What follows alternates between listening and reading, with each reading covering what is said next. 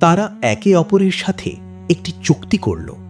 তারা বলল, দেখো, যদি তুমি আগে মারা যাও তাহলে আল্লাহর কাছে দোয়া করবে যেন তুমি আমার কাছে স্বপ্নে এসে তোমার অবস্থা জানাও।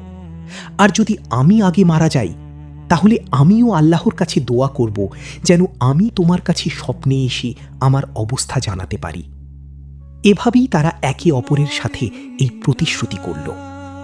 এরপর সালমান আল ফারিসি রাদিয়াল্লাহু আনহু প্রথমে ইন্তেকাল করেন। তারপর আবদুল্লাহ ইবনে সালাম রাদিয়াল্লাহু আনহু তাকে টানা 3 দিন স্বপ্নে দেখেন। তিনি বলেন, আমি দিনে একটু ঘুমিয়েছিলাম, যা সুন্নাহ, আর আমি একই স্বপ্ন টানা 3 দিন দেখলাম।